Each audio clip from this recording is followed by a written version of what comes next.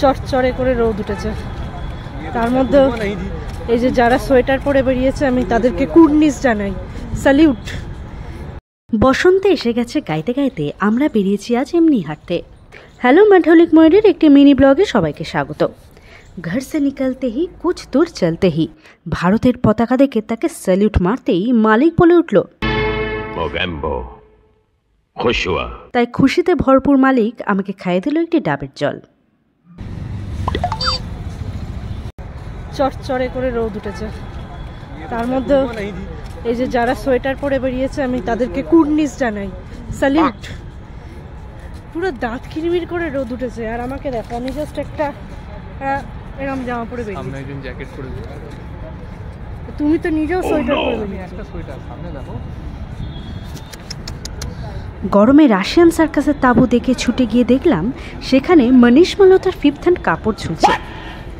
অনেক দূর হেঁটেই খিদে পেয়ে গেল, তাই দিল্লিতে থাকার প্রমাণ দিতে নিয়ে নিলাম একটি বড় থালি।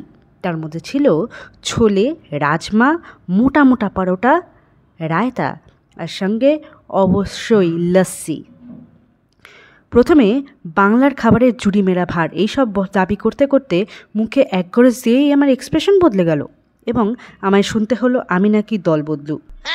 তারপর লস্যি খেতেই আমাকে জিজ্ঞাসা হলো চা ভালো না লস্যি। চায়ের সঙ্গে বিট্রি না করে লস্যিকে ফ্রেন্ডজোন করে বললাম চা ইজ লাভ। এরপরেই আমার শকুনের চোখ গিয়ে পড়ল 70% অফ সেলে, মানে শীত শেষ, তাই যত ইচ্ছে লুটে নাও। আমি অনেক ভেবে চিনতে জাস্ট একটাই কিনলাম, যার উদ্বোধন হবে আসন্ন শীতে। আমি ভাই সংসারী মানুষ, তাই বাটি ঘটি দেখলেই মনে হয় আমার ঘরে এগুলোর বড় কমতি, কিন্তু মালিকের এসবে মন নেই, তাই এখান থেকে আমায় বের করতে সে দিল এক মোক্ষম চাল। বলে বসলো তোমার ভালোবাসা তোমার অপেক্ষায় রয়েছে। তাই সঙ্গে সঙ্গে আমায় রণে ভঙ্গ দিতে হলো এবং চলে আসতে হলো তার কাছে। আজকের মতো গল্পের গরু গাছে উঠে গেছে। দেখা হবে নেক্সট একটি ভ্লগে। দয়া করে চ্যানেলটিকে সাবস্ক্রাইব করুন, নতুন ভিডিও নিয়ে আসবো খুব তাড়াতাড়ি। ওকে, বাই।